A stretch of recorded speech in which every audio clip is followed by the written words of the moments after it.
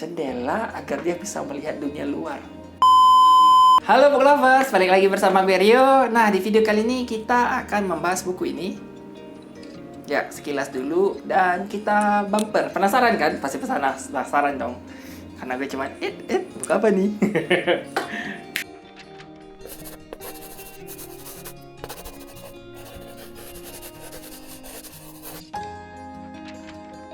Setelah dibikin penasaran dengan sekilas covernya, dan ini adalah penampakannya. Judulnya itu adalah Rumah Tanpa Jendela yang ditulis oleh Asma Nadia. Kurang lebih covernya kayak gini nih.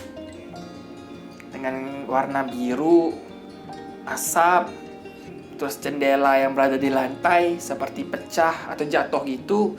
Dengan kayak ada serpihan-serpihan di sekitarnya. Nah, pengen tahu? Nah, ceritanya ini cukup unik sesuai dengan judul dan covernya, yaitu Rumah Tanpa Jendela. Ini adalah kisah seorang gadis kecil bernama Rara yang hidup bisa dibilang dalam lingkungan kemiskinan gitu. Dia, anak kecil ini, gadis berumur kayak mungkin SD kelas 2, 3 gitu. Pokoknya belum sampai 10 tahun lah. Masih kecil dan kerjanya itu kayak mengamen, memulung, dan sebagainya. Bisa dibilang kayak dia gelandangan, ya gitulah. Termasuk orang tuanya yang pemulung sampah gitu. Inilah cerita keluarganya Rara. Rara ini punya seorang bapak yang sebagai pemulung, ibunya itu sebagai ibu rumah tangga yang kadang juga membantu mencari uang dengan cara kayak jualan-jualan kecil-kecilan. Sementara Rara ini pergi keluar kadang-kadang kayak meminta-minta, mengemis, kadang juga mengamen, kadang juga kayak cuci mobil, kadang juga mulung juga, barang rongsokan dan sebagainya. Dan ini adalah hidup mereka. Terus kisahnya ini adalah seputar Rara, keluarganya, dan teman-temannya.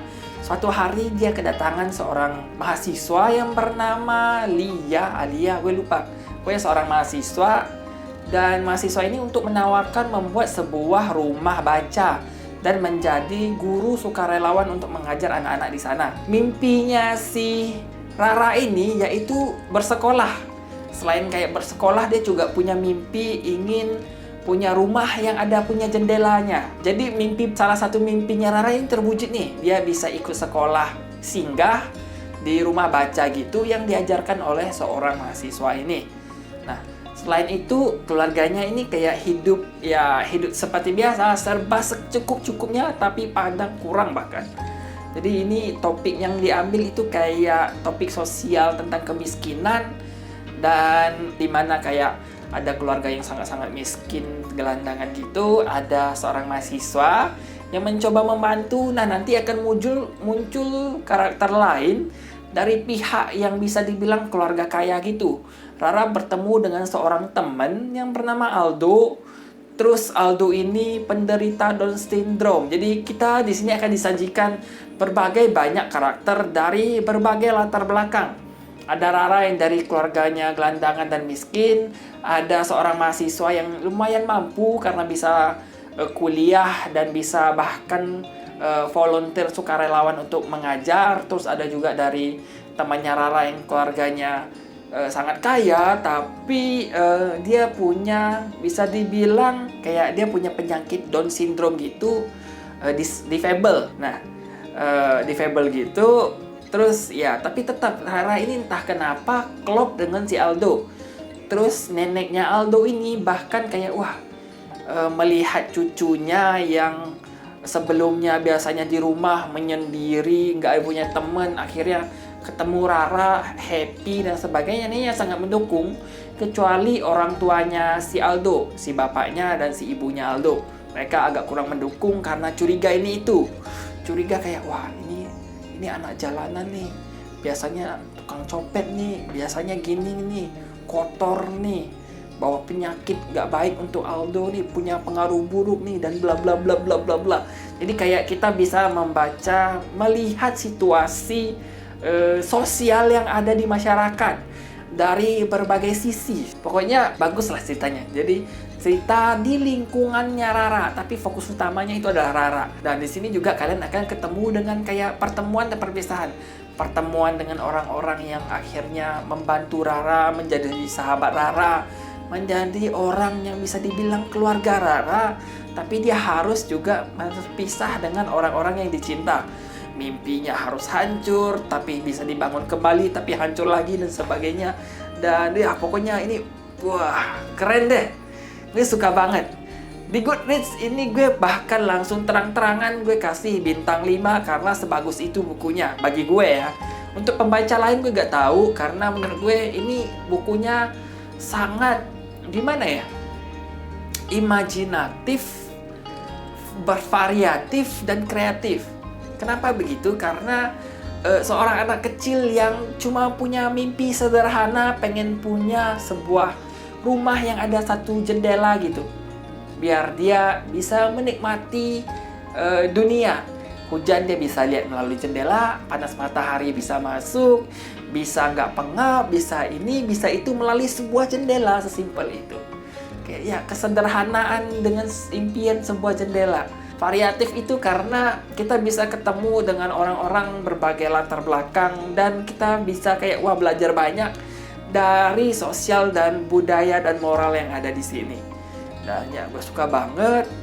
Kalian harus baca, gue sangat-sangat merekomendasikan. Sesuai judulnya itu Rumah Tanpa Jendela, karena rumah Rara ini karena dia tinggal di kayak bukan perkampungan juga sih, kayak pemukiman kumuh gitu yang padat penduduk, yang rumahnya dari triplek dan tertutup rapat dengan hanya satu pintu. Impian Rara itu hanya cukup satu, jendela, agar dia bisa melihat dunia luar. See, it's oh my god, it's good.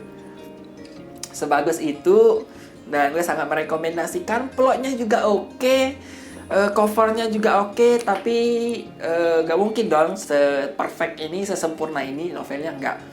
Ada beberapa bagian yang gue anggap kayak agak kurang nih. Karena ada beberapa bagian itu seperti tiba-tiba perubahan alur secara drastis, di mana kayak sifat seorang karakter yang awalnya kayak jahat terhadap Rara, tiba-tiba berubah sangat baik banget. Jadi kayak turnovernya itu langsung kayak lagi gini, belok. Langsung belok 180 derajat sifatnya. Dan alurnya itu tiba-tiba kayak lagi santai tentang Rara, persahabatan, lingkungan, keluarga, teman-teman. Perpisahan langsung ceret. Jadi kita kayak langsung disuguhin dengan berbagai macam situasi. Karena setiap bab ini kadang satu bab itu bisa menceritakan dua bagian cerita. Jadi kayak sudut pandang cerita karakternya itu berganti-ganti dari karakter ke karakter, tapi pasti ada hubungannya dengan Rara gitu. Dan ya cukup unik kalau kalian baca. Mungkin kalau nggak terbiasa tiba-tiba kayak kok berubah paragrafnya. Bukan karena alurnya berantakan, bukan, tapi memang gaya penceritanya seperti itu. Nah ya kayak gitu, kalian harus cukup mulai menyimak dan harus fokus untuk membacanya. Ya bagi gue ya, karena ini sesuai selera masing-masing lah. Tapi gue sangat merekomendasikan karena ceritanya bagus, intinya gitu.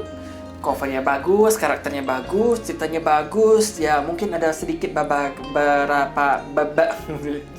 bibir gue, lidah gue, beberapa bagian yang kadang-kadang tiba-tiba mendadak berubah alurnya, tapi sebenarnya bagus.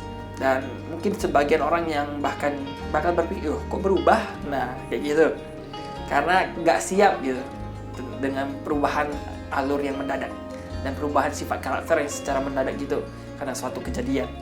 Dan lebih kayak gitu juga gue suka banget, dan gue sangat merekomendasikan. Ini penampakan covernya. Kalian bisa cari bukunya, gue baca di aplikasi Lontara. Kalian bisa juga baca deh di sini kalau kalian mau, atau kalian beli e-booknya, atau kalian beli buku fisiknya dan sebagainya, terserah. Nah ya kurang lebih kayak gitu. Dadah, sampai ketemu di video gue berikutnya.